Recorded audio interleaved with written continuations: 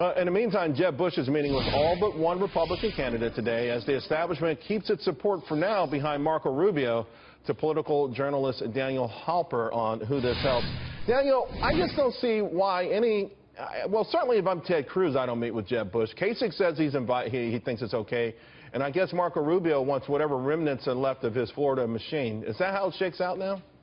It appears that way. Of course, the truth of the matter is it might be more beneficial to all these candidates not to receive the endorsement of Jeb Bush. It's not as though it comes with many voters. Obviously, if it came with a lot of voters, Jeb Bush wouldn't have dropped out. So the theory is that it comes with a big donor network. And Jeb Bush was able to raise, over $100 million. That's a lot of money. Any candidate in the race would want that kind of money. But it's not clear that he can replicate that for another candidate. So, look, this is not the year where a Jeb Bush helps you in an election. Clearly, there is some of the old machine. And again, Jeb Bush hasn't run for office in Florida in 10 years. So there is some of that, probably remnants of the old Florida machine in place that might be beneficial to somebody, but it could come with a bigger price, being the establishment replacement figure. And that's the fear, I would think, of a Jeb Bush endorsement. Right, so that makes us all a head-scratching, yet you've got the three non-Donald Trump candidates all saying, okay, let's meet. I don't get it.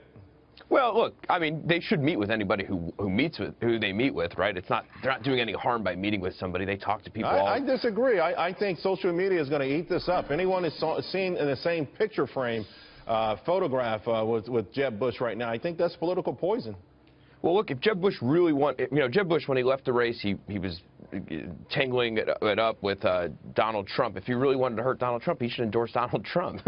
It would sort of reverse psychology and say, this guy, he's a deal maker. He'll be fine on immigration. I know eventually he'll come down to my position on immigration, and we can negotiate that way. I think that would probably do the most damage to Donald Trump, but it's not likely to happen, obviously.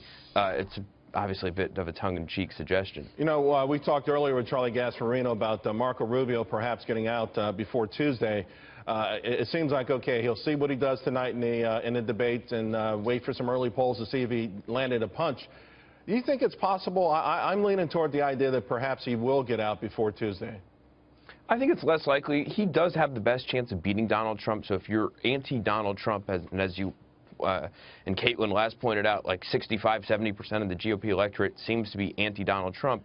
He does provide the best venue of denying Donald Trump the 99 delegates, and Florida's a winner-take-all.